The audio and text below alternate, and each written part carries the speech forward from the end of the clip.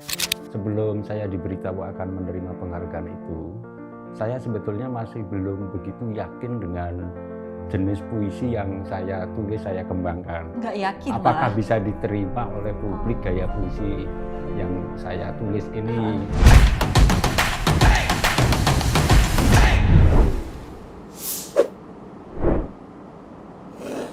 Halo, kembali lagi bersama saya Indi Rahmawati. Dan kali ini saya memang duduk bersama orang hebat karena beliau mendapatkan penghargaan Ahmad Bakri yang ke-19 di tahun 2023 ini bidang sastra. Ada Mas Djoko Pinurbo. Selamat siang, Mas. Selamat siang, Mbak Indi. Ini orang-orang manggilnya Mas Jokpin. Ya, saya Disingkat biasa dipanggil. aja gitu ya. SMA. Siapa tuh yang pertama Sejak kali? SMA dipanggil Jokpin karena waktu itu ada banyak orang dengan nama Joko. Iya. Lalu untuk membedakan satu dengan lain ya disingkat aja. Jokpin. Masih ingat nggak siapa tuh yang ngasih nama? Ada salah satu guru saya di SMA. Oh. Karena dia punya beberapa murid namanya kok pakai Joko semua.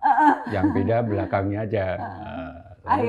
Akhirnya saya diberi nama panggilan Jokpin dan itu berlaku sampai sekarang. Sampai sekarang. Dan pasti teman-teman yang lain juga nular ya, Jokpin. Iya, Jokpin, iya. Jokpin. Banyak orang lebih mengenal nama Jokpin mungkin dibanding nama lengkap saya. Oke, Mas Jokpin, nanya aja nih.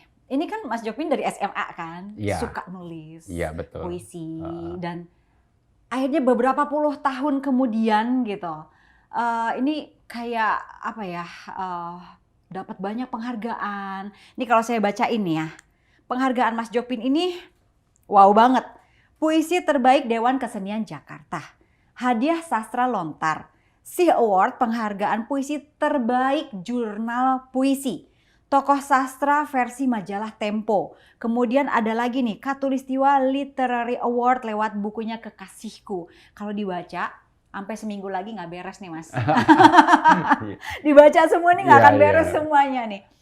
Apa rasanya, Mas, ketika kemudian di tahun 2023 dapat penghargaan bidang sastra untuk penghargaan Ahmad Bakri? Iya, meskipun sebelumnya saya sudah mendapat berbagai penghargaan. Iya, tadi nggak habis-habis tuh kalau dibaca. Tapi tetap saja penghargaan Ahmad Bakri itu merupakan kejutan bagi saya. Keterkejutnya kenapa? Karena begini, sebelum saya diberitahu akan menerima penghargaan itu, saya sebetulnya masih belum begitu yakin dengan jenis puisi yang saya tulis, saya kembangkan. Nggak yakin Apakah malah. bisa diterima oleh publik gaya puisi yang saya tulis ini. Nah, dengan penghargaan Ahmad Bakri, itu diam-diam saya merasa bahwa eksperimen-eksperimen saya ternyata diperhatikan dan dihargai. Dianggap memberi sumbangan bagi dunia sastra Indonesia. Iya. Kok eksperimen, Mas, istilahnya? Ya, saya mencoba untuk pertama, saya ingin mengubah kesan orang terhadap puisi. Mungkin banyak orang punya kesan puisi itu keramat, serem. Keramat, serem, kaku, tidak mudah gitu. Iya, bahasanya misalnya khusus itu ya. Belakangnya harus sama, harus sama, dan hanya bisa dinikmati oleh kalangan tertentu. Misalnya. Nah, saya ingin puisi ini bisa dinikmati oleh lebih banyak orang. Konsekuensinya saya harus beradaptasi. Saya harus mencoba mencari gaya yang bisa dinikmati oleh bukan hanya oleh kalangan sastra, tetapi mungkin juga orang yang tidak punya latar belakang sastra bisa menikmati puisi saya. Nah, karena itu kan konsekuensinya saya ya harus mengubah ungkapan-ungkapan yang lebih dekat dengan kehidupan sehari-hari, yang lebih dikenal oleh kebanyakan orang. Nah, begitu. Nah, itu kan dalam perjalanannya menjadi Mas Jokpin seperti sekarang ini gitu. Iya, betul. Balik lagi ke masa itu gitu. Ketika Mas Jokpin seneng nulis puisi zaman SMA. Anak SMA itu biasanya ya main gitu kan. Iya. Ini kok puisi kayaknya jauh banget dari anak SMA. Itu gimana? Nah, ini karena pengaruh asrama ya. Saya kan tinggal di asrama. Di asrama itu kan kita tidak punya banyak kegiatan hiburan, keluar kan jarang sekali. Nah, kebetulan di SMA saya itu ada perpustakaan yang koleksinya lengkap. Nah, hiburan saya yang utama itu perpustakaan. Saya sering berlama-lama di perpustakaan untuk membaca berbagai buku. Nggak cuma sastra? Nggak cuma sastra. Saya kan sukanya sebetulnya selain sastra, filsafat, psikologi, sejarah. Saya suka banyak bidang lah. Tapi akhirnya saya jatuh cinta pada sastra setelah membaca karya para penyair Indonesia yang hebat itu. Siapa? Karya Chairil Anwar, Sapardi Djoko Damono, Gunawan Muhammad, Rendra. Saya dalam hati saya pengen ini. Lalu sejak itu saya mulai berlatih menulis. Dan apa yang saya lakukan pertama ya meniru-niru. Meniru gaya mereka. Itu saya lakukan sampai hampir 20 tahun. Hanya ingin menulis puisi seperti mereka. Ternyata sulit. Pertama saya menganggap kayaknya gampang lah nulis puisi itu. Ternyata sulit. Nah, saya mencoba setelah puluhan tahun, akhirnya saya berhenti sejenak. Saya berhenti sejenak.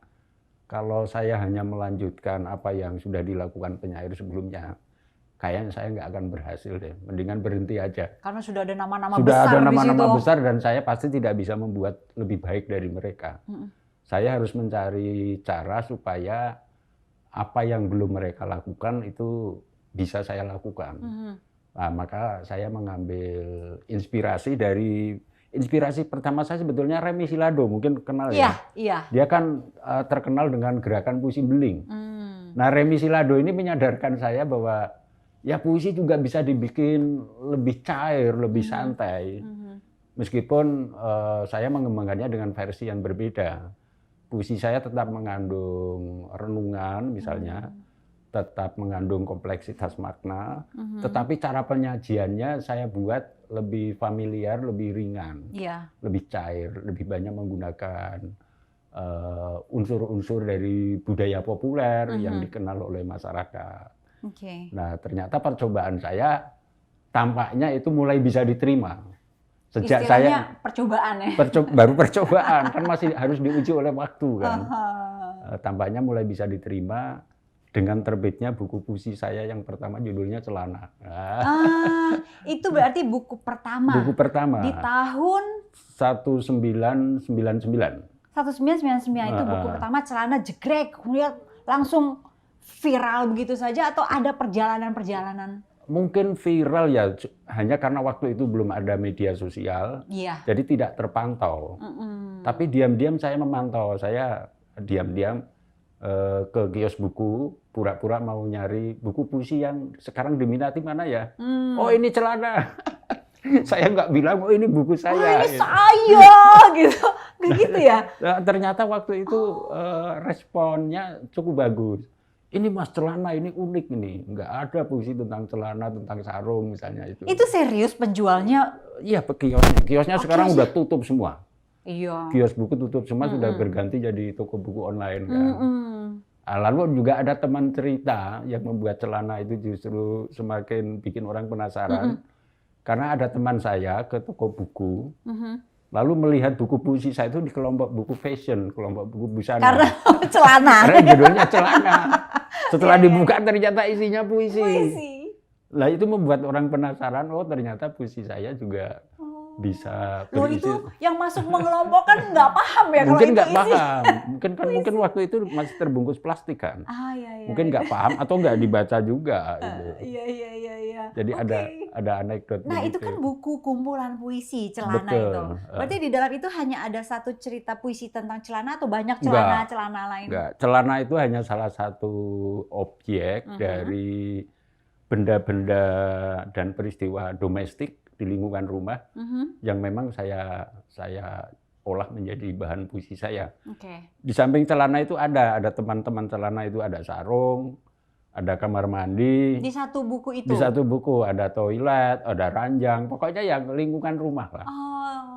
Lingkungan terdekat justru itu. Pokoknya ini saya ngebayangin ya, Mas Jokpin itu di rumah ada lemari. Terus bikin puisi tentang lemari gitu. Tiba-tiba ada lampu. Nah, itu bisa keluar begitu bisa, aja? bisa. Memang begitu. Alalah. Saya hanya mengamati apa yang ada di dalam rumah aja bisa membuat banyak puisi sebetulnya. Justru itu yang selama ini mungkin kurang diperhatikan.